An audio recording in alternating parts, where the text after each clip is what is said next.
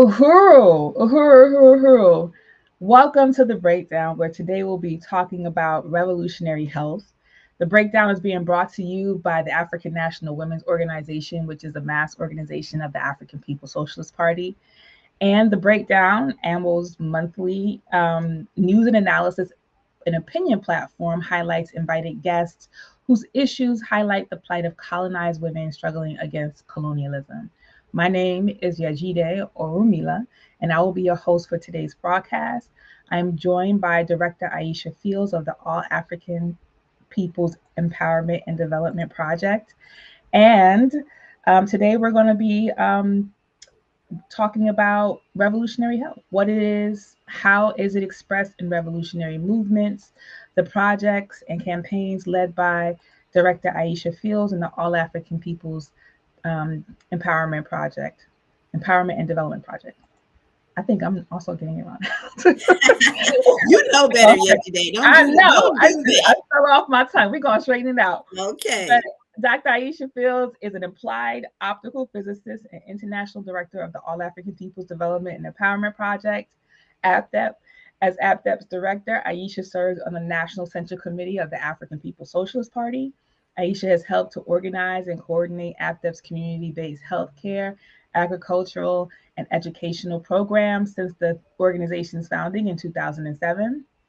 She was appointed the head of the COVID-19 People's War Commission, established by Chairman Omali Yeshitela and the African People's Socialist Party, and she has been responsible for leading the Uhuru movement COVID-19 response, organizing APDEP's medical personnel to develop and distribute COVID-19 protocols and programs, including an international telehealth program that offers African people worldwide the ability to make free virtual appointments with APDEP's licensed medical professionals through Project Black Arm. An educator with more than 15 years of teaching experience, Aisha has worked extensively with African youth who has been pushed out of public schools, teaching them math, science, and life skills. As an African internationalist, she believes firmly that the skills possessed by African people do not belong to us as individuals. Rather, they belong to and must be used for the benefit of the suffering masses of African people around the world in our struggle for African freedom and self government. So I'm just going to welcome to our program Director Aisha Fields. How are you, sis? Uhuru, comrade, I'm good. Thank you so much for having me. Wonderful. So, as I said to Dr. Aisha Fields, we know each other. And so, this is going to be an easy breezy program, but really talking about, really the history of the All African People's Development and Empowerment Project, and just what it has been involved in terms of contributing and intervening even in the levels of health, the contradictions that colonialism caused because of health. So I'm just going to give Dr. Aisha Fields a space to talk about, just what APTEP is, and then we'll get into some specific questions. Uhuru. Uhuru, comrade, yesterday I want to really appreciate the opportunity to participate in the breakdown. I want to salute you as the leadership of the African National Women's Organization and all of the sisters who, participate in leading and forwarding the campaigns and the programs of this incredible organization. And I'm really, like I said, honored to be a guest on your news and analysis show.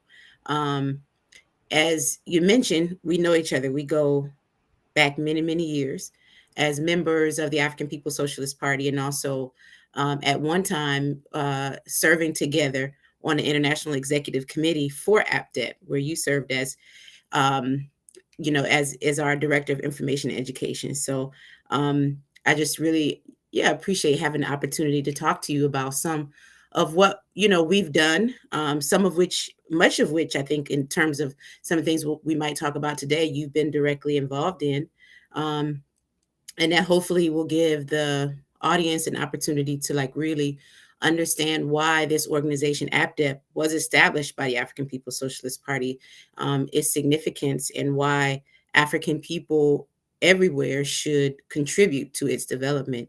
Um, APDEP was developed in 2007.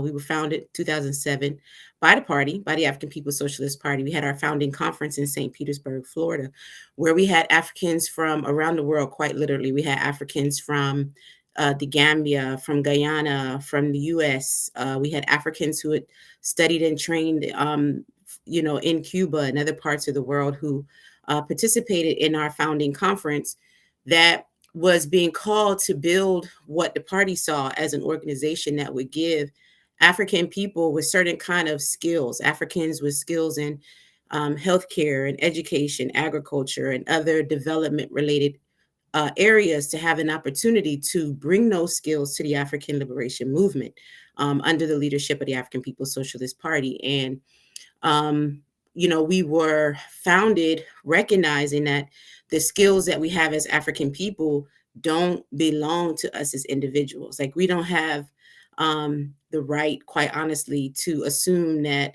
having had the opportunity to go to these colonial institutions and become nurses and doctors and scientists, that we have the right to then just sell those skills to the highest bidder, without recognizing that those skills were gained, through the struggles in this period, that we're in, because we know African people have a tremendous history of, making innovation. And as the first people, that were birthed in humanity, we we have an extremely, obviously, rich history of innovation in science and solving humanity's problems, solving our people's problems. But in this period that we're in, it's only been, through the struggle of masses of African people who fought for the ability for us to have access to certain kind of skills that were meant to be denied to the colonized, that we've been able to have Africans who are engineers and scientists and other kind of, skilled folks. And so the party through APDEP helps African people to recognize that our skills don't belong to us, that they belong to the people.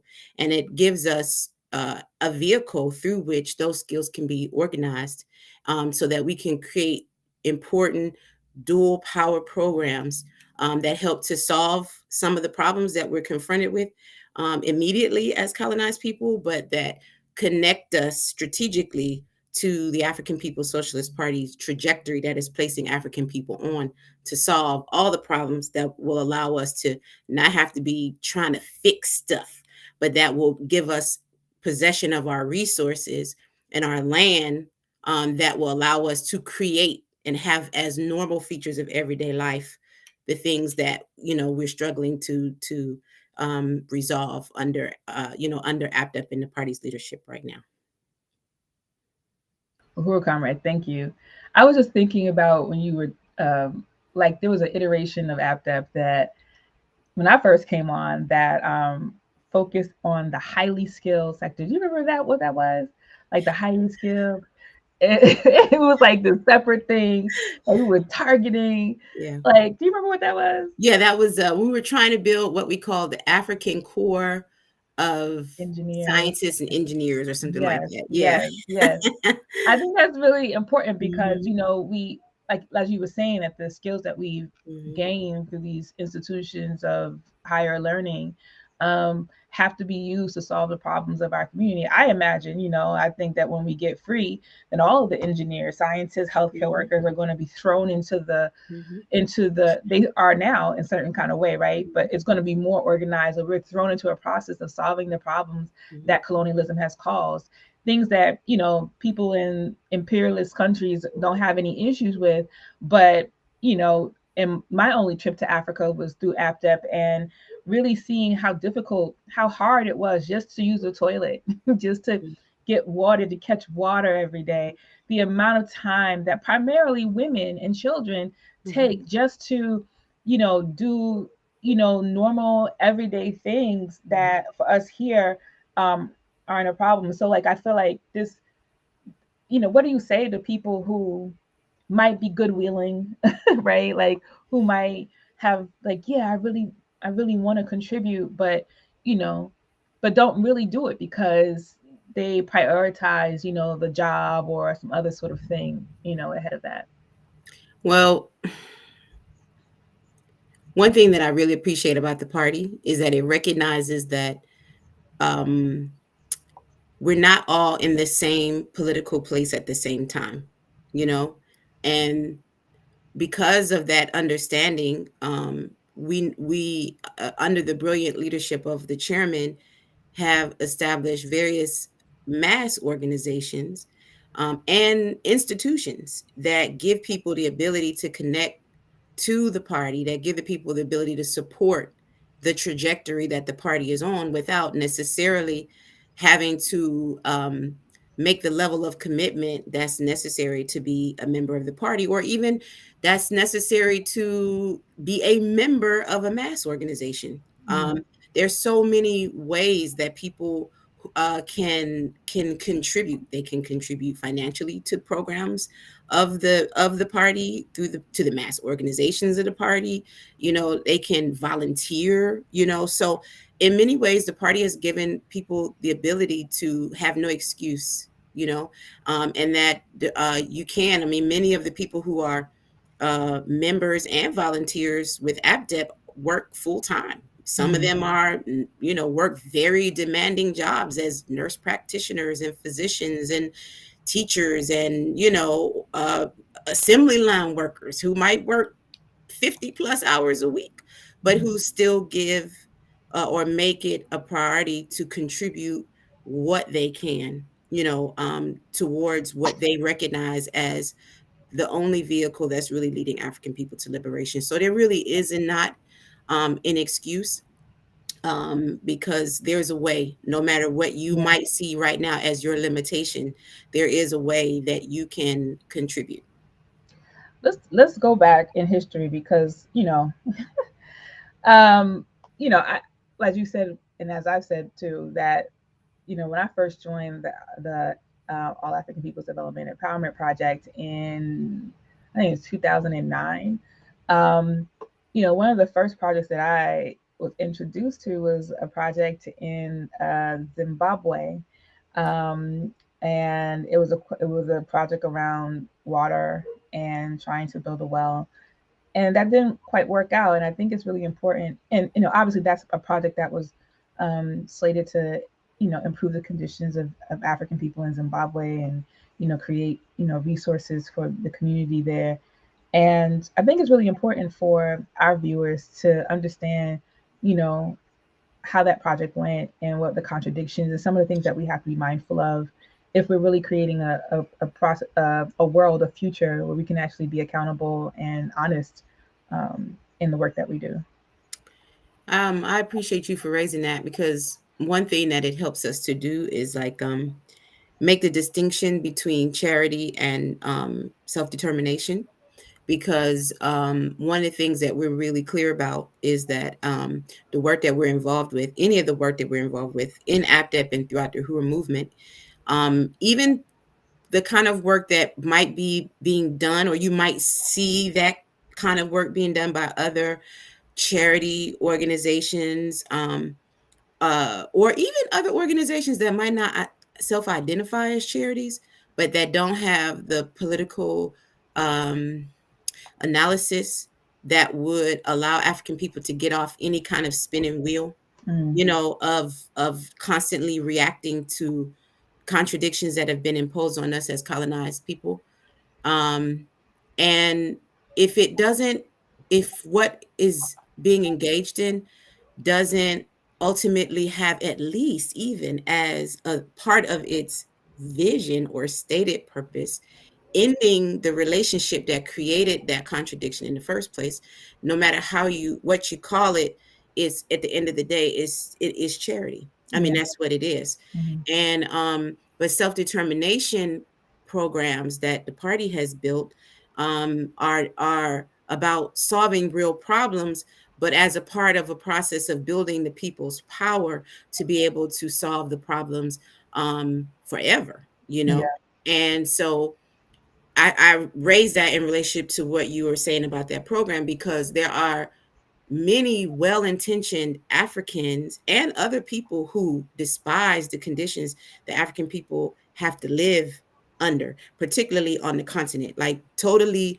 despise and are disgusted by the way our people, many of our people have to live on the continent, the richest continent on the face of the earth, right? Hmm. And can be confused by what appear to be programs that are trying to solve people's problems. And what the reality is that they're because colonialism has created this terrible like reality that there can arise like opportunists, people who who can talk the language of let's solve the problems, but who really mean they want to solve their own problem, and Mm-hmm. who can sometimes create or at least articulate that they're trying to create programs that will do that, um, and that kind of opportunism is rife. I mean, it's obvious um, that for us in APDEP at this point, that even if it's not like a program like we were talking about with where we were pretty much duped by an African who said he wanted to partner with us to build some boreholes and was trying to partner with the world to build the same one borehole. um, but even I mean, that was an important lesson, for us. But even when it's not someone who's obviously a hustler, you know what I mean? Um, upon reflection, if you're not again about self determination at the end, the resources that you contribute, the energy that you expend, is not going to ultimately give the desired effect if you continuously have to be on that wheel of charity. And we know that it doesn't work. We know charity doesn't work because with all the probably tens of thousands, if not more, of charities that exist doing work in various parts of Africa, some of them are black led, Mm-hmm. in Africa, in the Caribbean, shit, in North Huntsville, where I live. Um, if they really worked, if that model really worked, then the conditions for our people would improve, but they don't. So Yeah. we know that that's not the answer. Let's talk about that a little bit more because the title of this program is Revolutionary Health, and I think that the health of African people is the entire environment that we are in. But we should talk about really about the reality of NGOism, charities, and how that in some ways really undermines some of the work that we have been trying to do, and and I really want to double tap on what you just said in terms of like the amount of charities in the world, particularly on the African continent. I believe when the Haiti earthquake first happened, there was something like there were thousands of NGOs and charities in the small side of Dominic, like the island of Haiti, um, prior to the earthquake, and the conditions for African people there were very poor. So let's talk about that and how you see that as a part of, if you see that as a problem in terms of really overturning this relationship that we have with the colonizer. I think that one political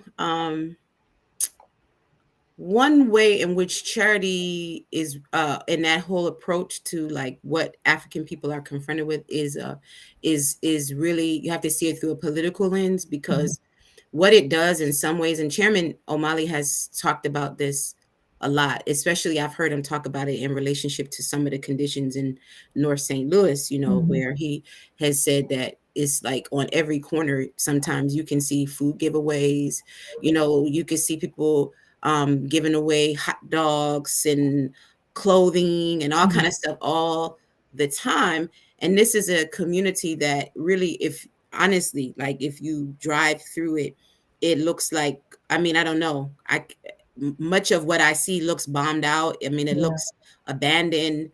You may see a really well kept home in the middle of 10, you know what I mean, homes that look like nobody's touched them, bricks falling down, and so you have a community that's totally robbed of resources, totally robbed of economic development.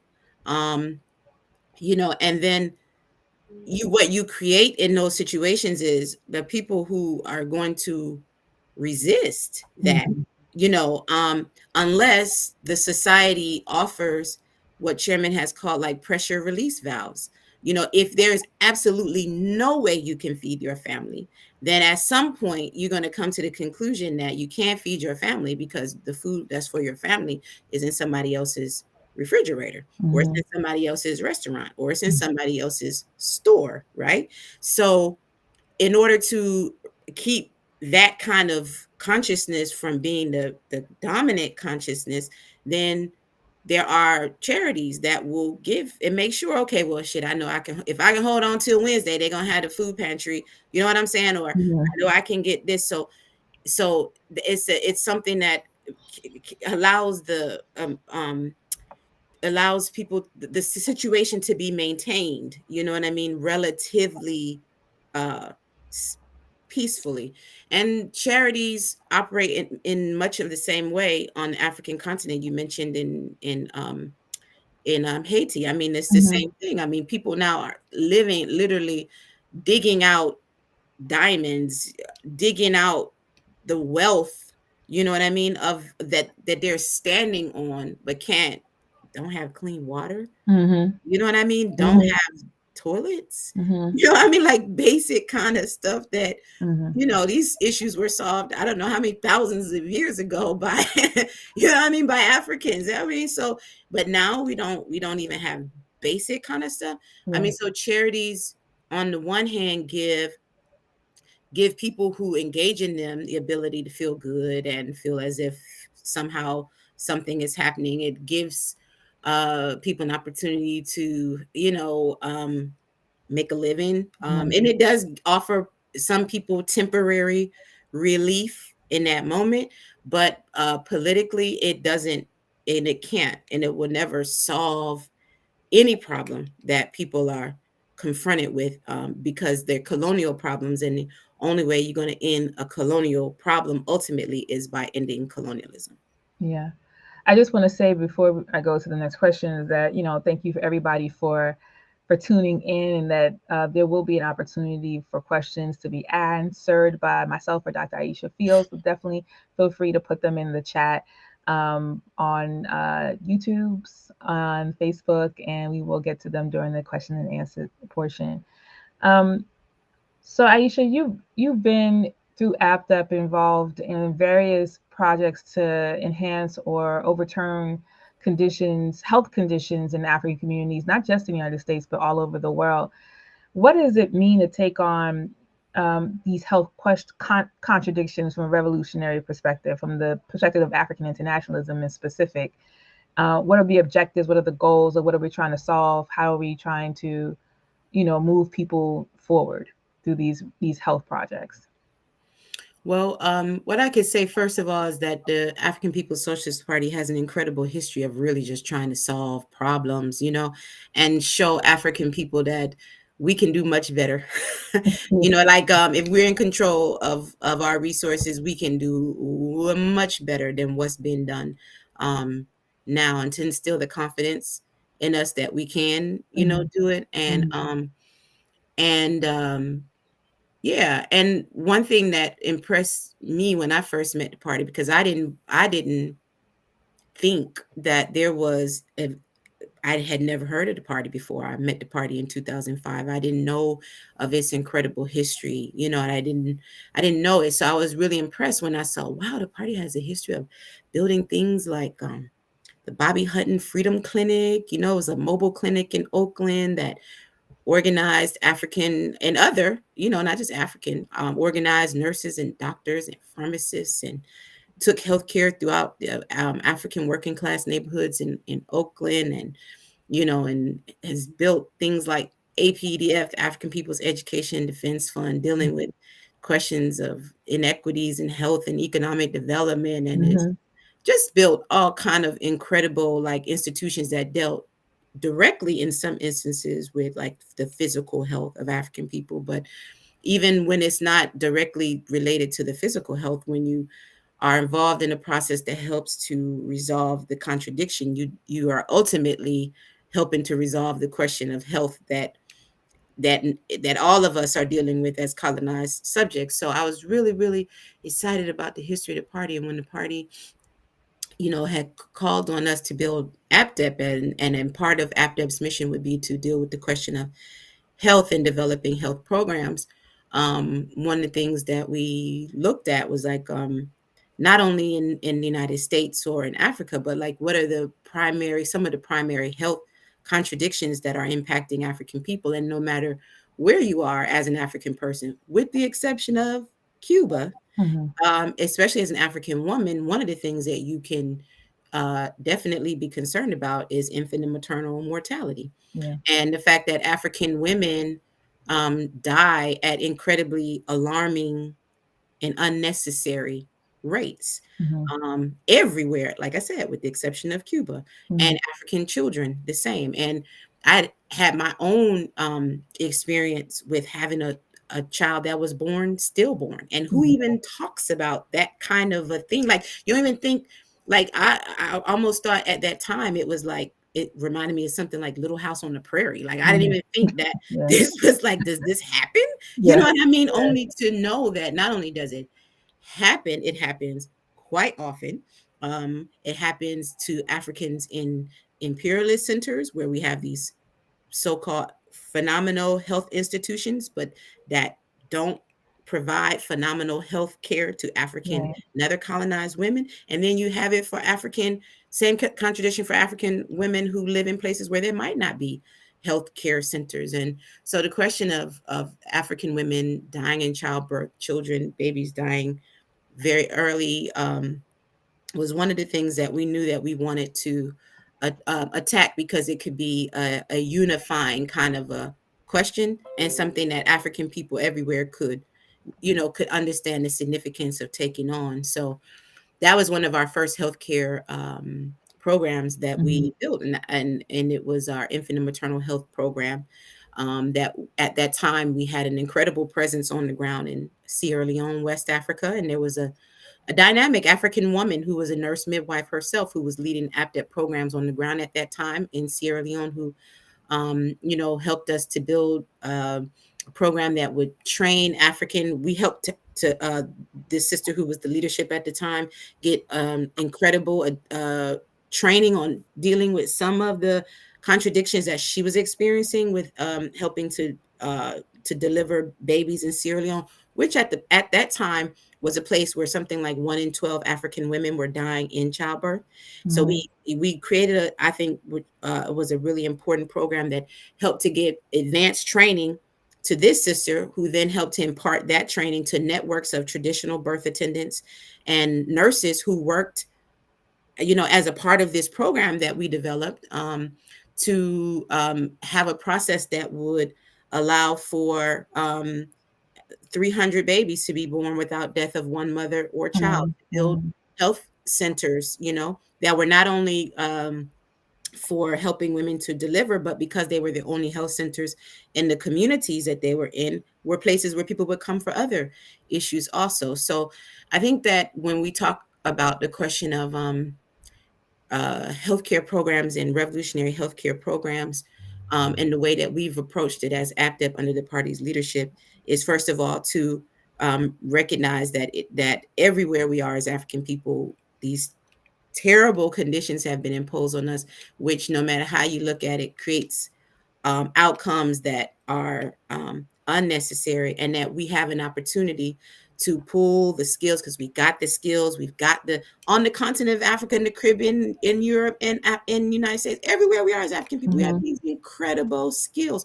We have incredible people who want to do something about it, but what we've lacked is organization, and that is what one of the primary things that APDEP has helped us to do, which is create a vehicle through which Africans can organize ourselves so we can begin to solve some of these problems.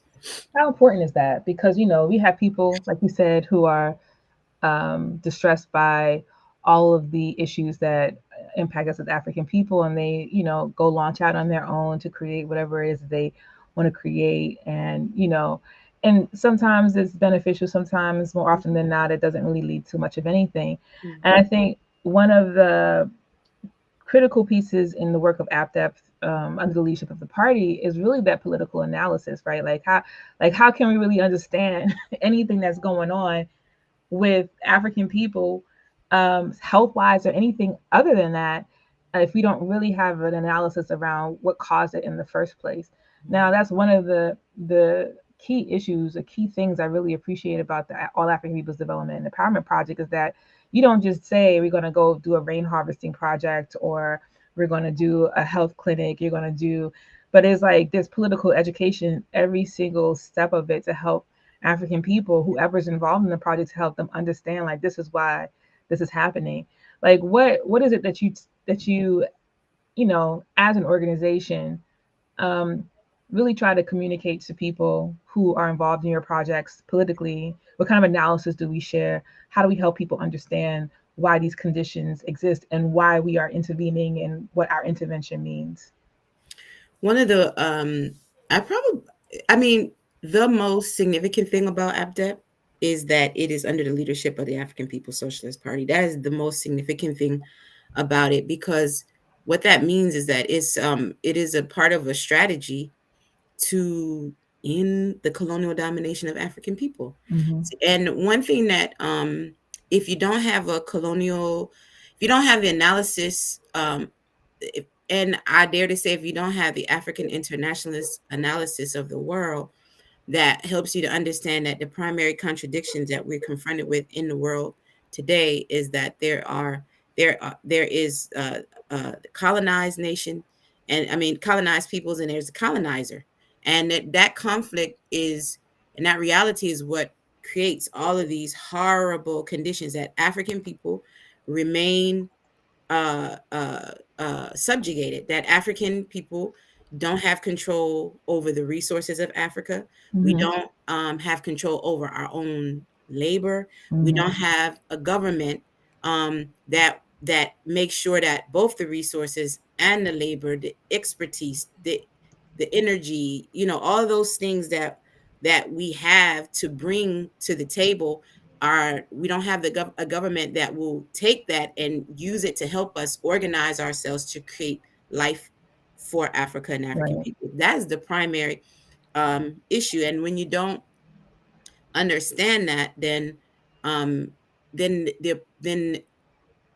the approach that you take to even addressing certain kinds of problems can never, again, can't lead you to where hopefully you want to go, which is to not have to keep putting the band-aid on on a wound, only to get another wound and put a band-aid there, only to get another wound and put a band-aid there. Mm-hmm. So yeah, it's just really important. And part of what makes what we also do significant in terms of political education is to allow people to come to to a place where they can deepen their own even commitment uh, to the process that is forwarding this anti-colonial struggle under the leadership of the party. So it meets people at the, where they are. Sometimes you meet people and they're like, listen, hey, I'm so sick and tired of Black people being having to eat this horrible food in the, Mm-hmm. that we have access to in the community. I'm tired of us having to rely on food stamps that they could give you today, take away tomorrow. There's so many, and they say, you know what, I think we need to do something about it. And we can say, we can do something about it. Hey, let's organize our community and start some gardens. Let's help people build backyard gardens in their own home. So there are, so the thing about, and then from there can help to deepen the question of why is it that we're living in these conditions in the first, Mm-hmm. why are we working in the garden? Right. What is it that we can, to do to, we don't have to continue to live like this. So it's a very a practical way in which we can tie the theoretical with the practical, work that needs to be done to move the African liberation movement forward. So Um, oh, I'm sorry, I was on mute. I was thinking through, you know, because we're talking a lot about APDEP's work and how people should understand the political basis for it. And I think we should talk a little bit more about what APDEP is, right? Like, what does it mean to be APDEP? What is it? What do we even like? 'Cause I want people to join APDEP. You know what I mean? Like, I want people to leave this program really having an understanding about how they can contribute their skills to this process. And one of the things that really won me was the African internationalism, was the identification that African people all over the world are one people. And I don't know if you know your principles of unity by heart. I don't want mean to put you on the spot, I do. but go ahead and tell people what the Yeah. principles of unity are, and what APDEP is and how APDEP functions to deal with all of the contradictions that not all of them, just, as much as we can based on capacity. Mm-hmm. So, so our principles of unity, and when we say principles of unity, we're talking about these are the things that we expect for people to unite with in order to participate. So sometimes people will say, well, I'm not sure that I'm a revolutionary, or I'm not sure that I'm a socialist. I don't even really maybe know what socialism is.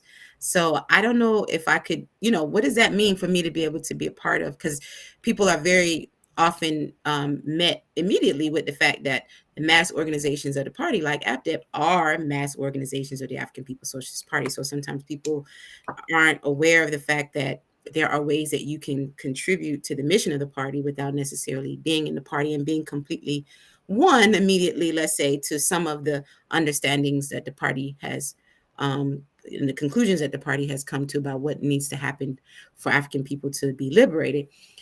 So we in our mass organizations have principles of unity that say, okay, listen, this is what it is that we expect for people to unite with to participate in these programs, right? Or to be a member of this organization. First thing is that all African people, all Black people, African people, we're one people.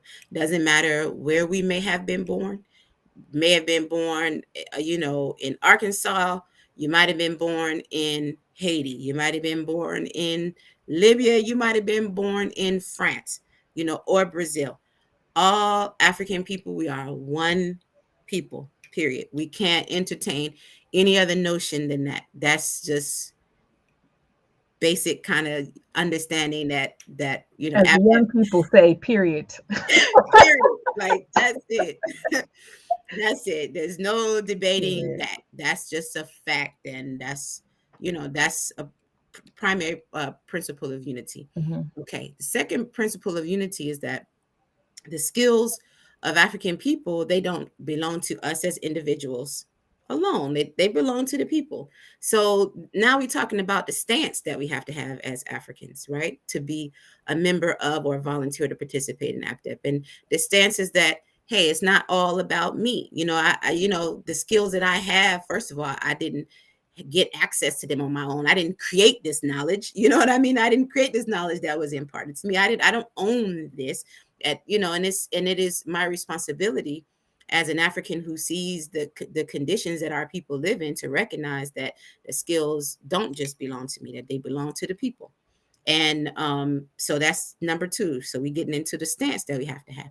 And then one of the other principles of unity is that African people, we don't need charity. We talked about the whole charity piece. We don't need charity. We need self-determination. We've discussed a lot about why the difference and why that's important. So that's one of the other principles of unity, that we unite with the stance of self-determination and not charity.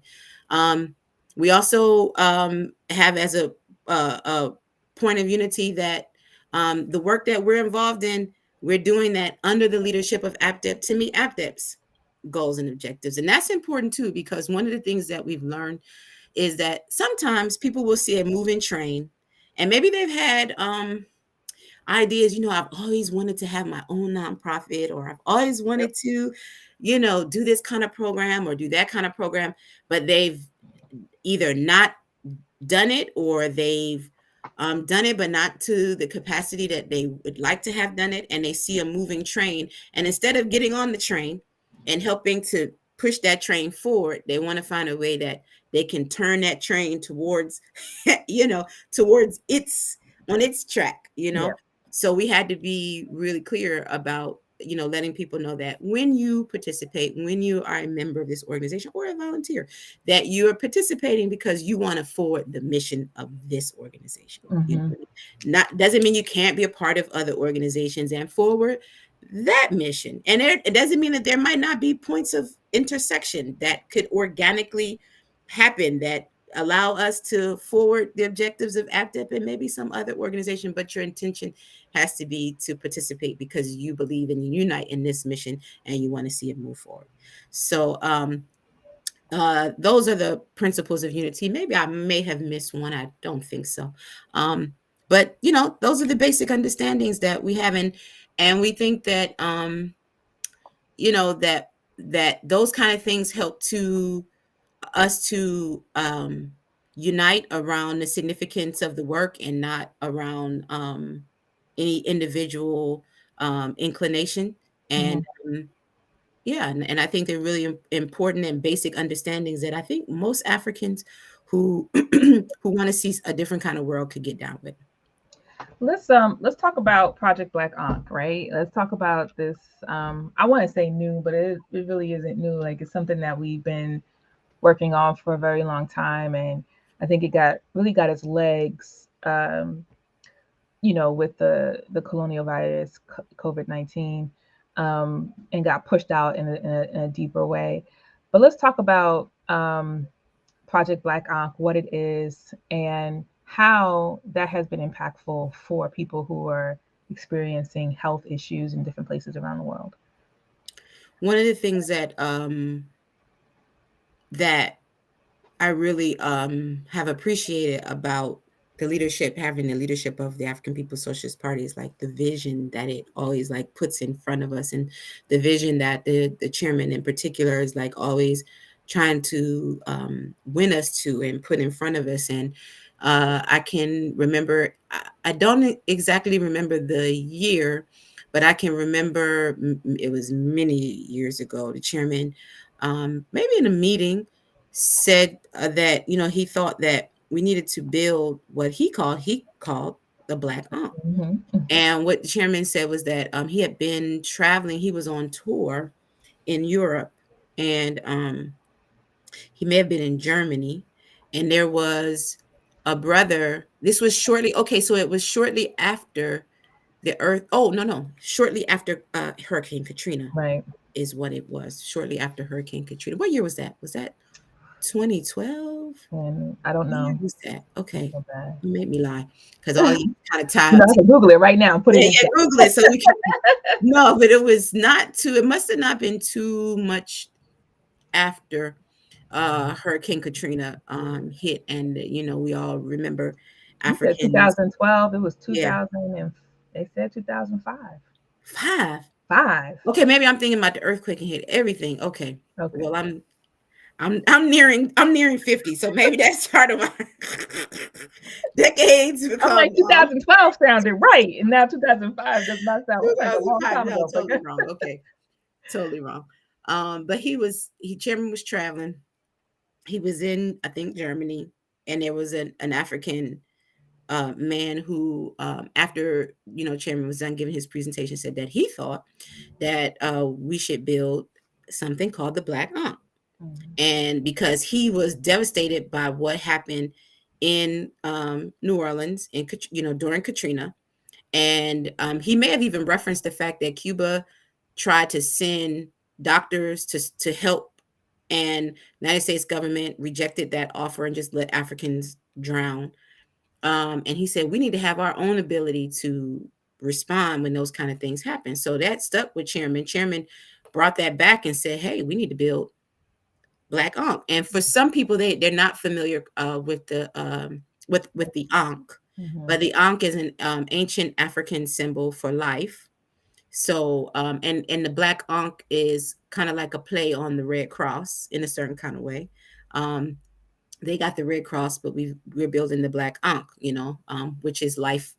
One of our taglines is life for the African world. Mhm. So chairman gave us that mission many, many years back. It wasn't until the Ebola crisis hit West Africa. Now, was that 2014? Maybe that's what I'm thinking about. Maybe. When Ebola hit West Africa, and at that time, APDEP again, we had I think a pretty decent presence on the ground in Sierra Leone at that time, and we even had a member of our organization who succumbed to Ebola during that time. And we decided that that was the time to go ahead and to launch this Black Ankh that the chairman had been calling for us to do for so many years.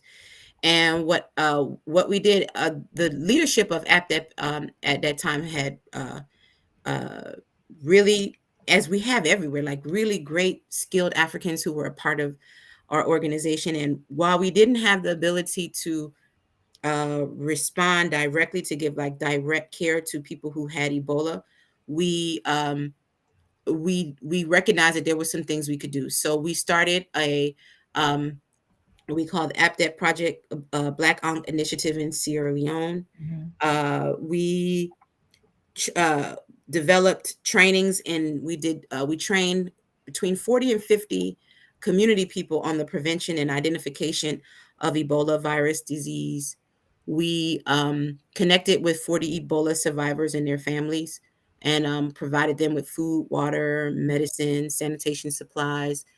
Um, we worked with community entertainers and developed jingles that went throughout marketplaces over the airwaves, holding up Mm-hmm. Ebola survivors as heroes, encouraging people to not, stigmatize Ebola survivors and their families. Mm-hmm. And that's when we really knew um, that we had to build this as a as something that could respond to disasters that would happen, and other kind of emergencies that would happen throughout the African world. We didn't have the capacity after we initiated that program to keep it going in terms of Mm-hmm. organizationally. We didn't have the organizational leadership, people who could focus on building that program. So it we did do some things like there was a hurricane that hit in Houston. I think that was 2017. We responded to that with uh, materials and support, and cleanup and that kind of thing. But it wasn't until uh, COVID hit that we had a full resurgence of Black Ankh and pulled together in one incredible medical forces as volunteers. And we started our international COVID-19 telehealth program, providing online appointments to Africans and other people in all around the world. We had people who can make free appointments with our telehealth program, people from Europe, from the Caribbean, from the US, from Africa, were able to have access to support during COVID with our free telehealth appointments. And then just recently, we identified a coordinator for Project Black Ankh, an incredible organizer who's been a member of the party for a number of years, Comrade Fofi Al Kibalan, who is our coordinator for Project Black Ankh now. So now we've got the leadership that we've always needed to really build this as the African nations response to the Red Cross, so that when there are natural disasters, which we know are only getting worse, when there are other kind of emergencies, our people can be trained to know how to be prepared for them and Mm-hmm. can respond to those things. So we're in a position now to really build Black Ankh in the way that the people need, and in the way that the chairman and the party have always called on us to do. Let's talk about the recent conference that you had in St. Louis, which was the Emergency Response Conference, right? And what that conference was meant to do. What were some of the things that were raised to help the community prepare? So, can you talk a little bit more about that? So we had our first international conference to build the Black Ankh, and we had that conference in three places, or versions of that conference in three different places. We had our main conference in St. Louis at the Uhuru House, the headquarters of the party and the Uhuru movement. And then we also had trainings and workshops in Kingston, Jamaica, and in Everton, West South Africa. And um, the purpose of the conference was to lay out the vision for Black Ankh, why it's important, what's going on with the environment right now. That makes it important to be prepared for natural disasters that are going to really be impacting African people, most especially. Understanding, yeah, why we need to have this organization, and then training, offering some of the basic skills and training that Black Aunt would be giving to the community through our program. So I appreciate you showing some of the pictures there, because I think we had some really great in workshops. We had trainings on natural disaster preparedness and survival skills that talked about certain kind of natural disasters that are prevalent in various African communities, how to prepare yourself and your family for those emergencies.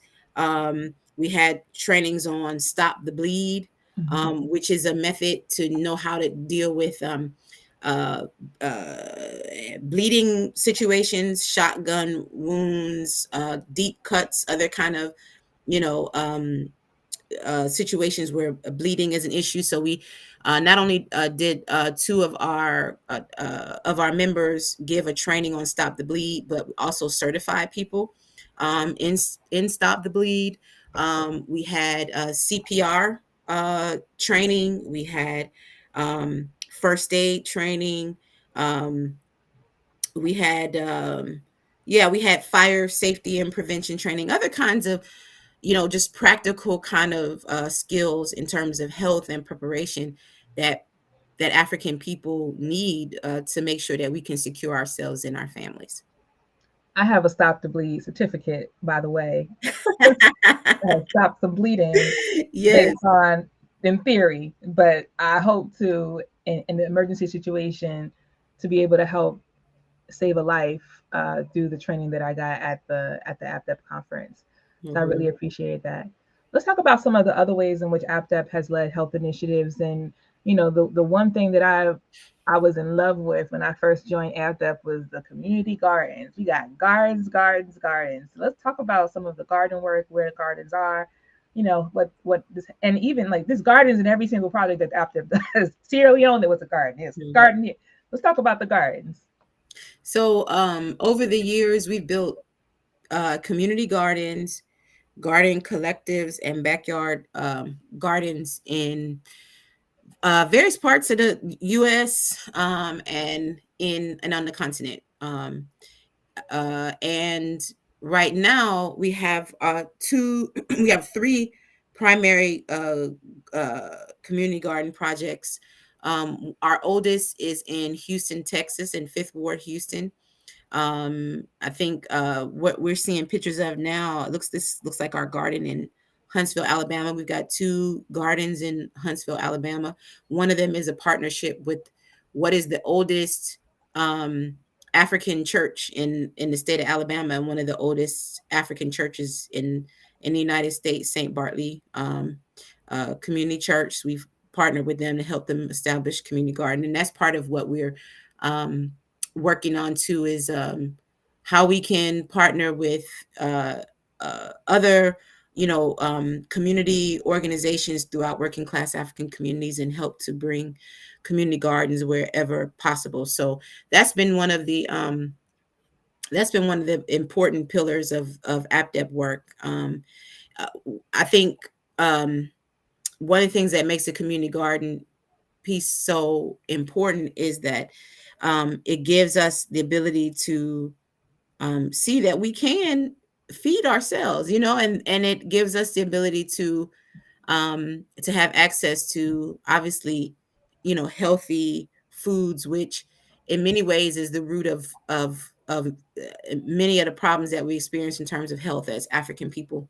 Not having access to quality food at all, or not having access to food, or having been given um the horrible education through the colonial education system that that gives us a taste for things that aren't good for us. So Yeah, I think that the whole question of building community gardens has been a really important part of the APDEP work over the years.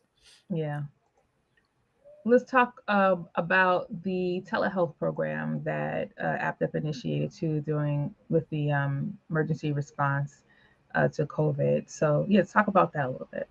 So in 2020, once the chairman called for us to build what was called the People's War Commission against COVID-19, what that did was activated APDEP's Project Black to have to respond to this global pandemic. And one of the things that we did right away was to put the call out for African healthcare workers to unite with APDEP to contribute their skills, not only healthcare workers, but also even scientists, because we had the contribution of some African scientists to help us understand, like gather. If you can remember in the beginning of COVID, I mean, there was so much crazy, Mm-hmm. uh, crazy stuff that was really being directed at Africans. If you, Mm-hmm. I mean, like not just Africans, but I was particularly sensitive to what was being directed Right. towards African people, Mm-hmm. all kind of misinformation. Yes. COVID's not even a thing, it's 5G, that was one thing. It's not real. Then there were other things. Don't put on a mask, it's gonna make you die of carbon dioxide poisoning. I mean, there was so much. And we can understand the basis of some of it, but Right. it made us extremely vulnerable to not have a source that we could go to say, okay, what is true, what is not true, what is real, what is not real, what is the risk associated with this versus the risk associated with that. And so we were able to have think tanks and sum up what we understood about COVID with African healthcare professionals and scientists. Okay, what is the advice that we should give to African people, and we developed protocols and we distributed leaflets and we did videos and we did interviews and we taught people how to make masks and we summed up, should you wear a mask, should you do, what is Mm-hmm. the, how should we move. And then we move towards not only offering information, just generally speaking, but I remember early in the pandemic, I had gotten COVID and I was scared to death. And I remember calling the health department. No, the health department called me and told me, "Hey, you got COVID." And I said, "Okay, well, what do I do now?" And they Mm-hmm. said, "Well, just chill out." You know what I mean? They didn't tell me. They didn't ask me, "Do I have kids? Do I have other family members living with me?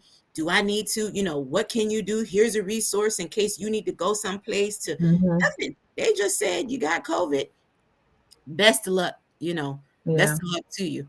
And I remember with that experience and thinking and being in a meeting and somebody saying, "You know what, we should develop a telehealth program because Mm-hmm. we don't have information that we need to know about how we're supposed to move when we're sick." And we were able to win African healthcare professionals to donate free their time, and we're able to set up a process where people can make virtual appointments where they could meet with our medical forces, ask them questions. Hey, this is the issue I'm having, strategize, how to minimize their risk, all kind of things Yep. that we just didn't have access to in many spaces otherwise. So that was a really important program, and I'm forever grateful to the African healthcare workers who united with that call and who contributed uh, their time, freely in the defense of the African nation. I mean, as we can see, y'all, everybody who's listening, that AppDep is not a joke, and the party creates these strategies, and will AppDep and PDM, to really get the broad base of African people involved in revolutionary problem solving, and even if you don't necessarily unite with African International, I don't know why you wouldn't, but like if you don't necessarily unite with African internationalism, then there's still ways that you can be a part of this work, contribute your skills, and do it in a principled way. I think what we've already raised about, opportunism and all other kinds of things that exist in the African colony because of colonialism are things that, we anticipate, but also have a structure to deal with, and to help sum up. So I really appreciate this discussion so far. Let's talk also about, like, there was APDEP did have a mental health um, piece, and I'm going to have you double it up and talk about the Marcus Garvey Youth Program as well. So if you could talk about these two pieces, and then we can go into your recent trip to Cuba. So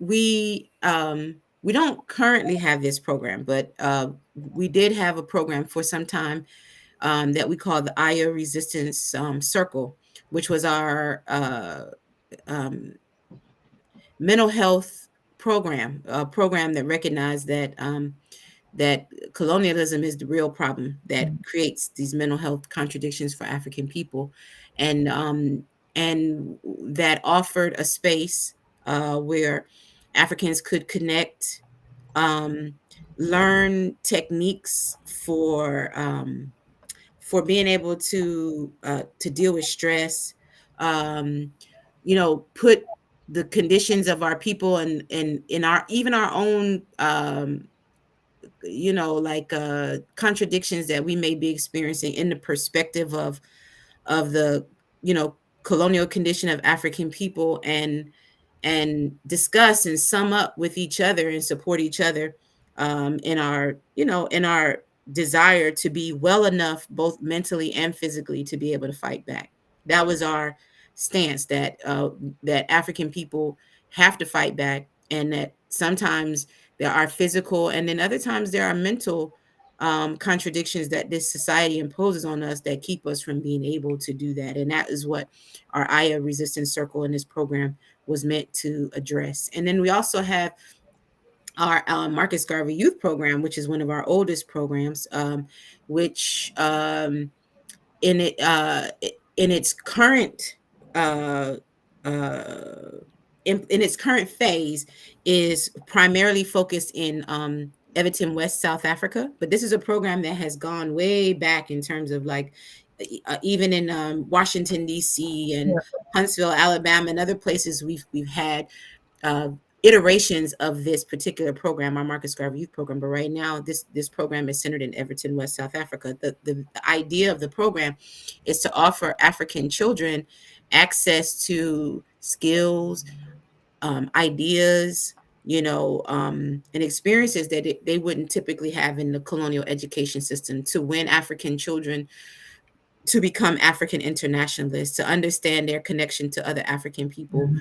to have access to skills that can help to improve their ability um, to contribute to our struggle for liberation and to improve our communities. And that work right now is under the leadership of Comrade Asa Anpu, who is our APDEP South Africa leadership there in Everton West. I definitely want to salute Comrade Asa, who is really, and his team, who's really been doing an incredible job. I think one of the things that I love about this current iteration of the Marcus Garvey Youth Program in South Africa is that not only are the children able to consciously recognize themselves as members of the Uhuru movement through this program, but they're directly being brought into political life and through this program, and also able to, or the vision at this point is for them to participate in the other aspects, even Project Black Ankh or uh, farming programs or any of the other programs that happen in South Africa, that these children will be leadership in Mhm. many of these programs. So I think it's an incredible program. And let's talk about Cuba because you just, I don't know if it's just, but you went to Cuba recently, and you know, there was a question that I don't know if you want to answer now or wait until the question and answer portion, but like to really talk about like what Cuba represents and what was your experience in Cuba. There was a contingent of party members and APDEP members who attended a friendship mint, what's called a friendship mint caravan Mhm. to Cuba. These are mobilizations to Cuba that are led by the Interreligious Foundation for Community Organization, which is an organization that for many years has done important Cuba solidarity work, Mhm. and other kinds of important work. A friend of the party, and they organize people from the U.S. to go into Cuba at least once a year to be able to um, see what incredible gains the Cuban Revolution has been able to make in the lives of everyday Cuban people, to be able to to be able to even see how the U.S. blockade on Cuba is affecting the progress that Cuba has made, how it's impacting everyday people and to win, you know, friendship and solidarity with the Cuban government and people.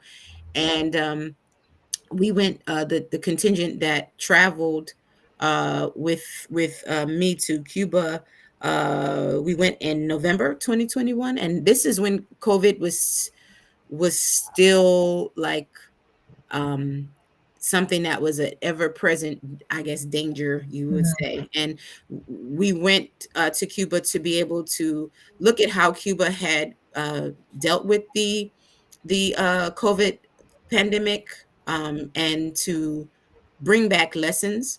And Mhm. also to, we had organizational goals that we would go to make relationships so that we could see about getting training Mhm. for Project Black Ankh, you know, for other APDEP programs, because we know the incredible successes that Cuba has had in terms of health and natural disaster response. So those were naturally things that we want to be able to learn directly from our Cuban counterparts from.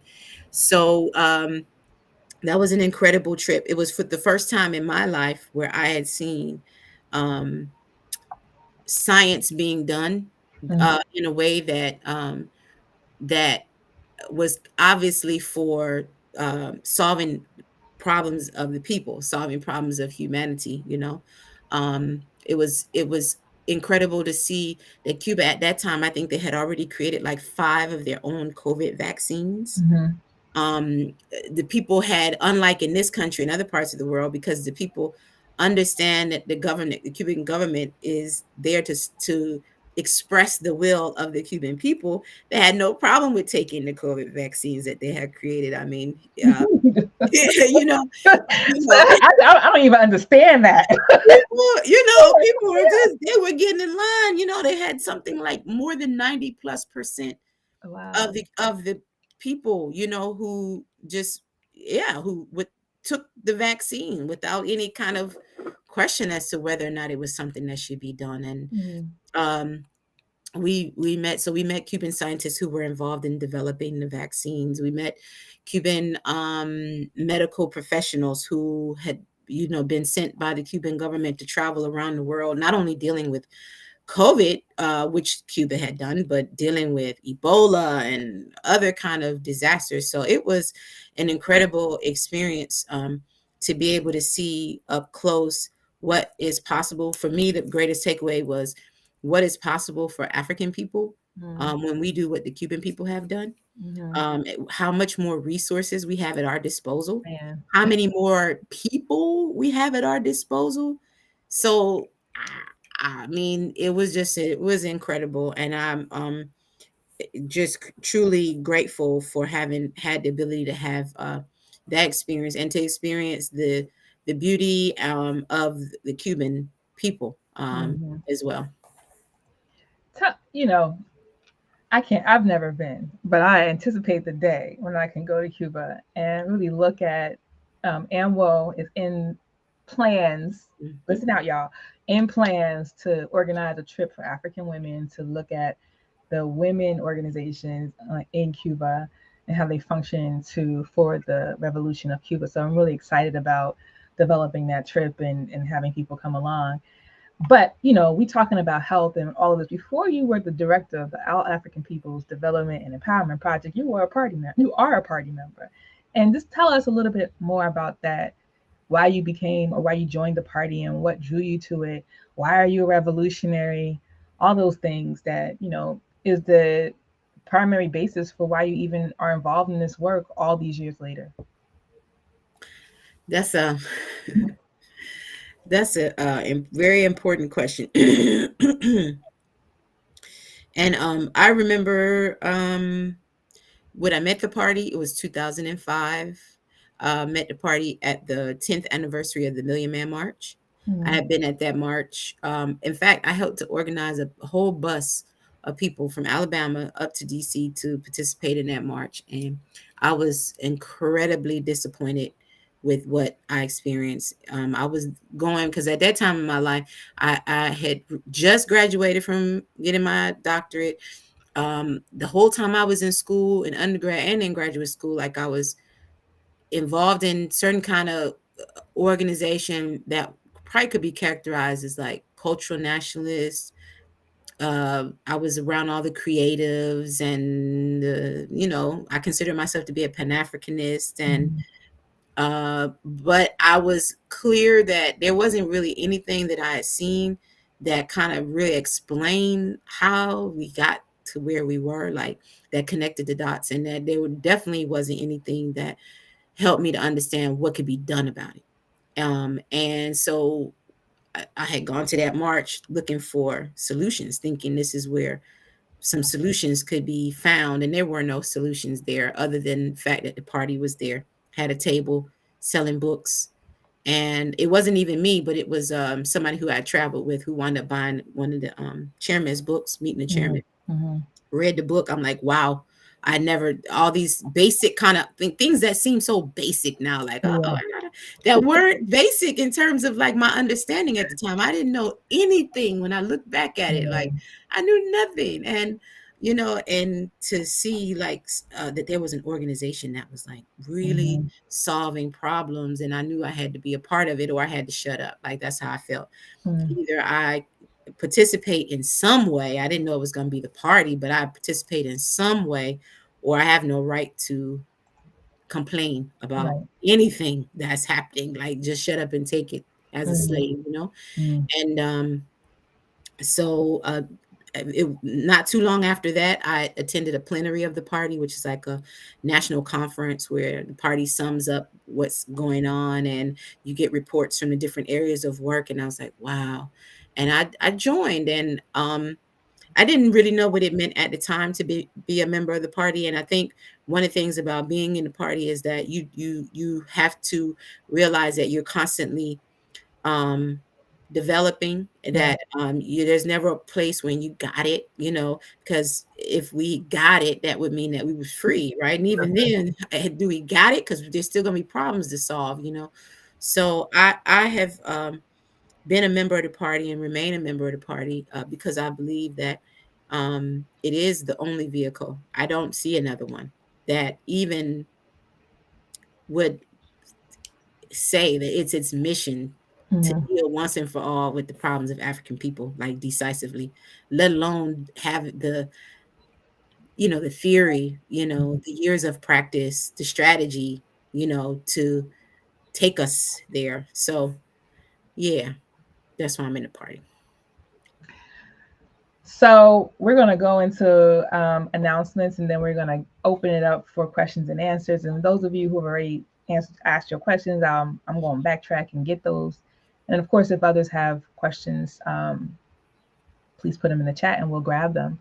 So first, we want to want to make these announcements. Got to find my document. So, hmm.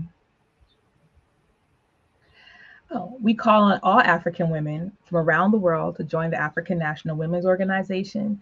We are the only anti colonial, I'm going to do my hand movements. We are the only anti colonial, anti imperialist revolutionary organization. I got to do the neck movement for African Come women on, New York. in the world. Come on, New York.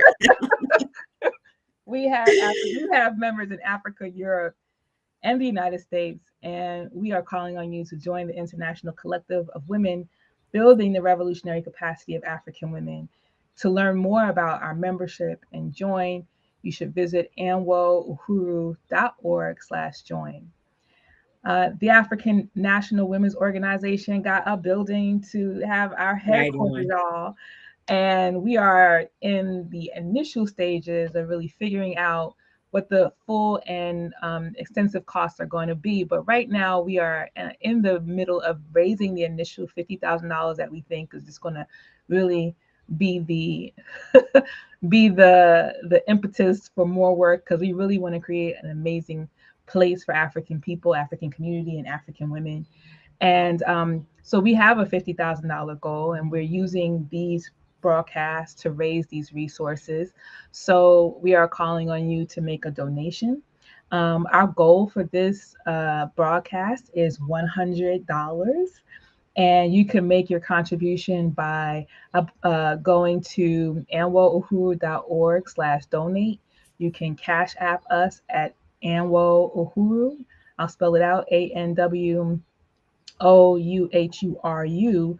and make a donation to us today.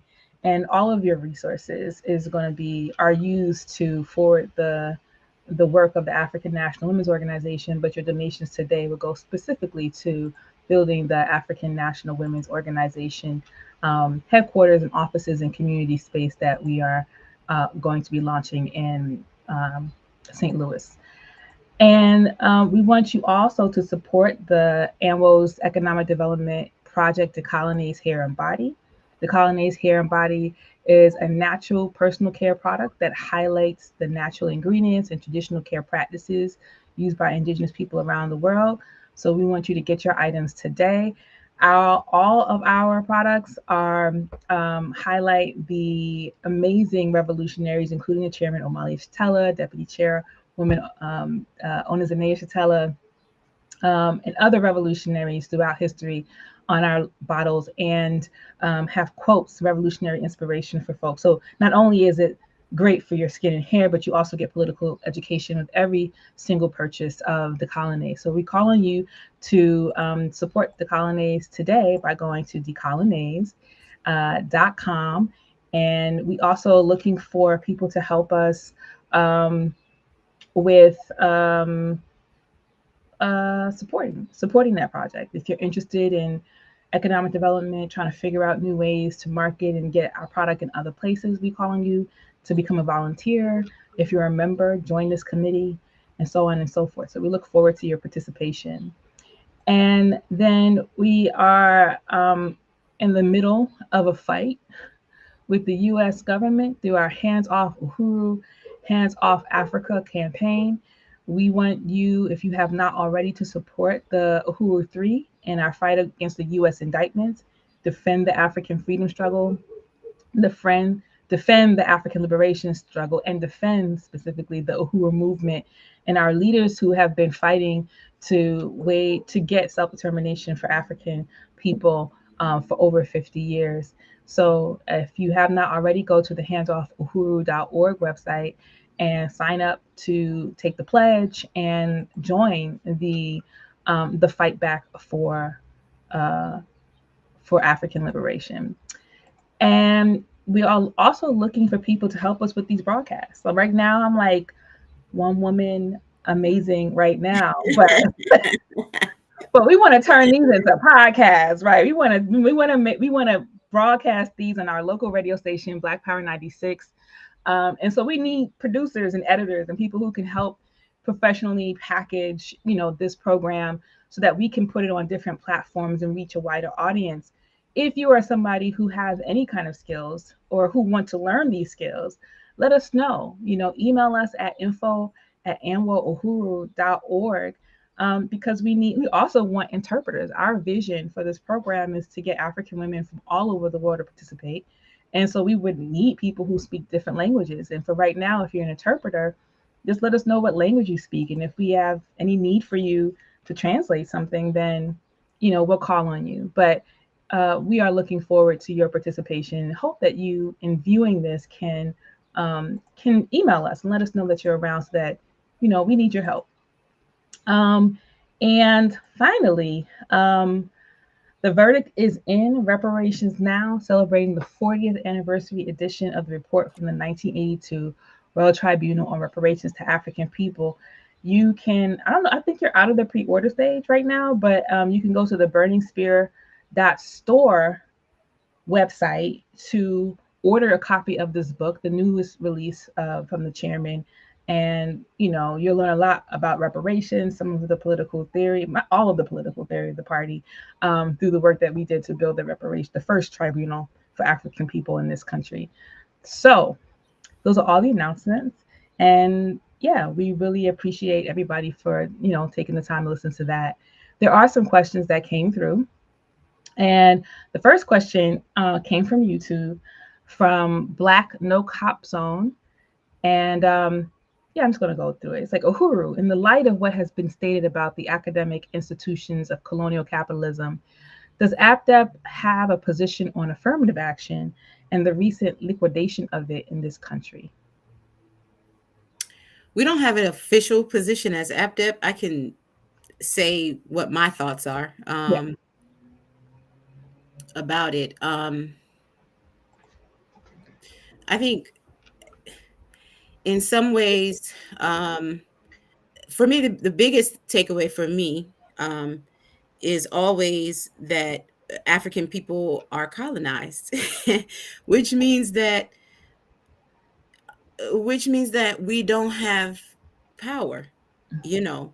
And I think when these situations arise, when there's certain kind of uh in this case in this case situations that are supposed to remedy uh the fact that Africans have been denied access to certain kind of colonial education spaces, certain kinds of employment and that kind of thing, that when we see these things be repealed or taken back, when we see things like when we see things like women and are not having the ability to access you know abortions and other kinds of um services that that we might uh you know have otherwise thought we should have access to, or when I that it's just, these are things that should just remind us that we're not a free people, in control of our own destiny. And I think that one of the things that is clear is that the United States and the white world overall, but specifically I could say the United States is obviously, in terms of its ability to dominate the world, is in decline. And there's a certain kind of effort that's been made to take the United States back to the days when it ran the show unequivocally, and when the niggas was in their place Mhm. unequivocally, and when everybody danced to whatever the tune was that the United States was playing unequivocally. And moves like this are, in my view, signs of the decay of this social system, and because it's an attempt to take us backwards again to the times when things were good for them, so to me, those are the things. And I know that there are Africans who are really experiencing like certain feelings of defeat and frustration because they see this as something that will once again put limitations on their ability to have the kind of life that they want. And it's a shattering of a idea that somehow you can be um uh anything other than the colonized subject under colonialism. So it's an opportunity to have a conversation, I think, and to potentially win Africans who might not otherwise see the necessity Mhm. for us to be a self-governing, self-determined people, to potentially win them to that position. Uhuru. Our next question comes from um, Natural Healer Mom on YouTube. Her question is, what is the role of education around diet and nutrition in overcoming health obstacles in our community? The need for extensive health institutions might itself be diminished if we would address our affinity for quote unquote slave food. I appreciate that question, and it is something that for me it's personal, to be honest, because as much as I understand that that there's certain things that we've been given a taste for. Mm, And I say we've been given a taste for because because that's what's happened. I mean, there's certain things that we had, in terms of this society, have shaped us, have shaped what we think we like, what we think we don't like, what we think we need, what we think we don't need, what we think we want, what we think we don't want. And the question of food is no different. I mean, when you grow up on Saturday mornings watching cartoons and Captain Crunch, Fruit it's who Loops. you supposed to want to start your day with. Yeah. You know what I mean? And this is from birth. I mean, these are the things that we're constantly up against, whether we realize it, or not. So I think education is important, obviously, to educate people on in terms of what kind of things, what kind of decisions we should make regarding our health. How food is a critical component in that. But the other piece of that is, because I'm just thinking about it, in terms of my own personal kind of struggles. Mm-hmm. And it is, sometimes it comes down to, what can you afford? Sometimes you make choices like that. Sometimes you make choices based on the fact that as a colonized person, you're constantly under stress. And so as a response to that stress, sometimes you will, go for things that your body has learned will help to, at least in that moment, help you to relieve that stress. So it's a constant kind of battle, like, on every front.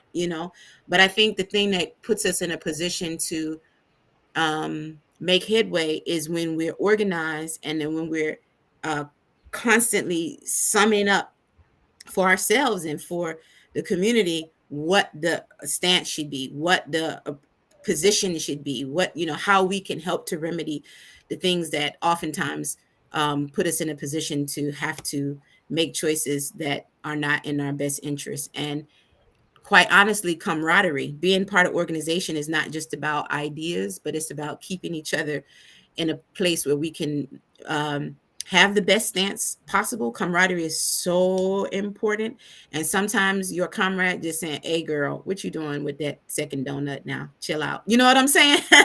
So all of these are things. And that's why I think in so many ways, organization is really what will help us to solve it, everything, including the question of, like, eating right.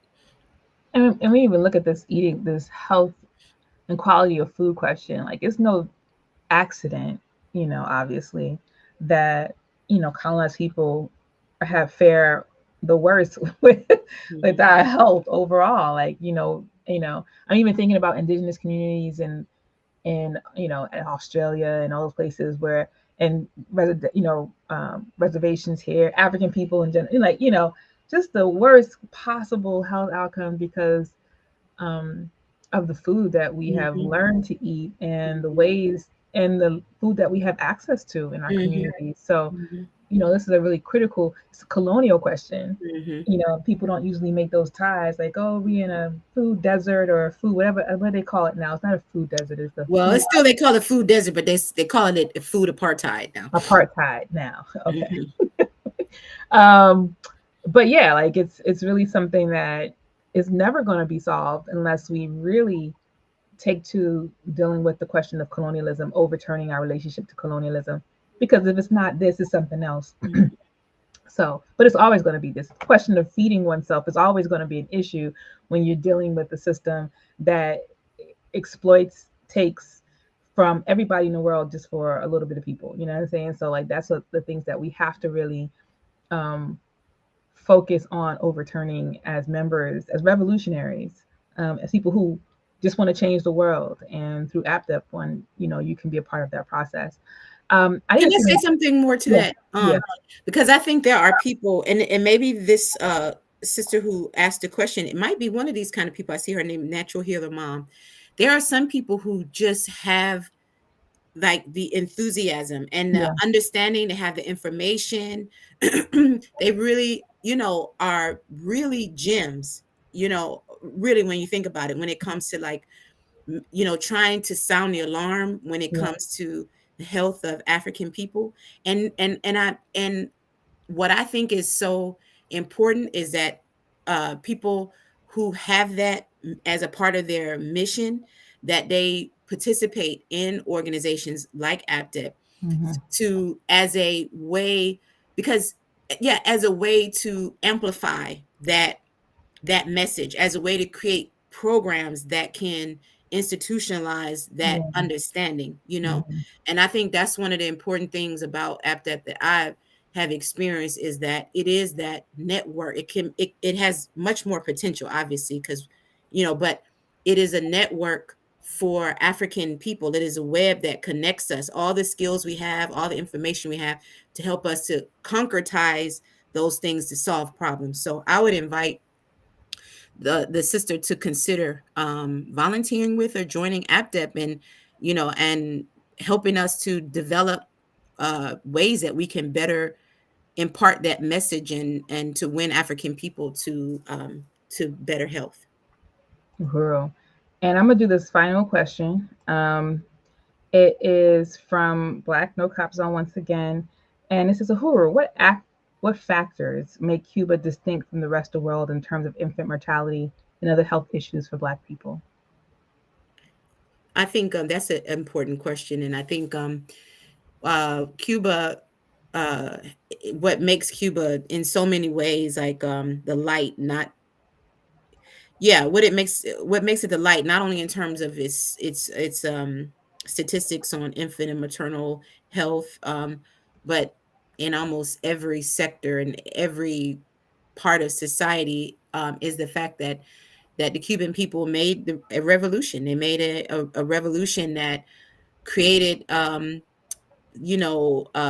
society and a government that expresses the will of the Cuban people, the genuine, and expresses the genuine interests of the Cuban people, that doesn't have to um bend to the will of anybody, that doesn't have to bend to the will of of the colonizers to at the expense of their people. And so they've created incredible institutions of health, education, I mean, that truly work to solve whatever problems exist among the people, and also extends that support to the rest of the world.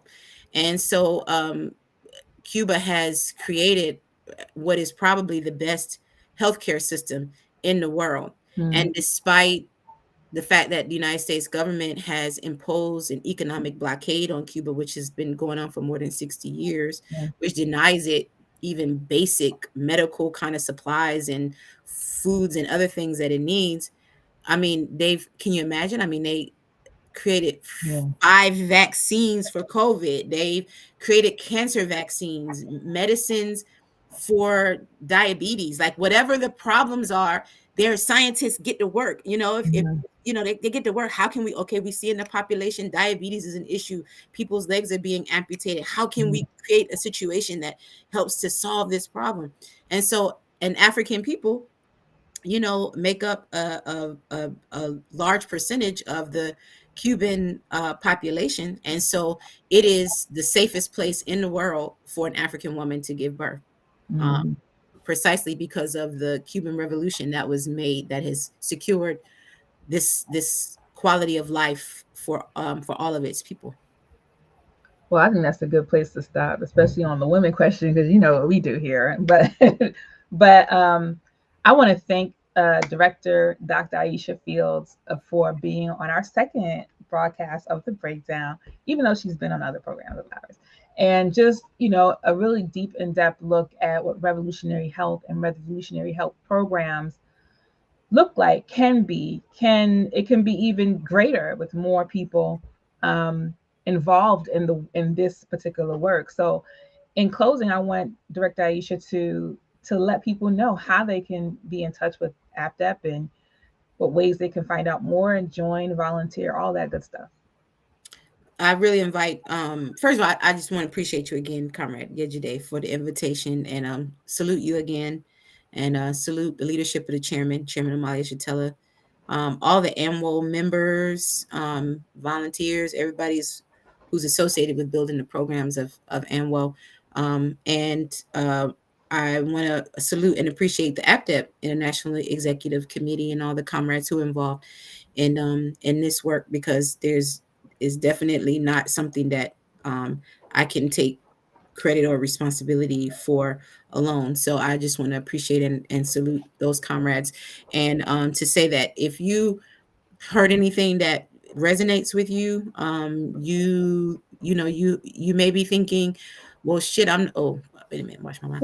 You might be thinking, well, I'm not a nurse. I've heard y'all talk about this or that. I'm not an agriculturalist. I'm not, but I see these programs, or that I hear this vision and I think that this is something I want to be a part of, whatever your skills are, whatever your interest, you just want to see that these things happen. There's a role that you can play, and there's skills that you can give, and there's skills that you can learn to help to forward the work of this organization. So if that resonates with you, I invite you to go to our website, developmentforafrica.org or apdep.org, and you can get more information. You can sign up to become a volunteer. You can become a member um, there. You can also reach out directly by going to through email, by going to info, sending an email to info @developmentforafrica.org.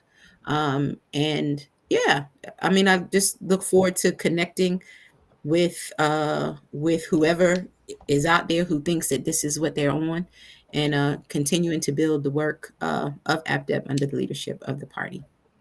Great. Thank you so much, Comrade Director Dr. Aisha. I gotta do all of these. Director Dr. Aisha Fields for being on this broadcast, and thank you everybody in the chat for listening and supporting the breakdown and the other programs and live streams of the African National Women's Organization. So we're going to sign out, Tal. Vanguard up. We are winning.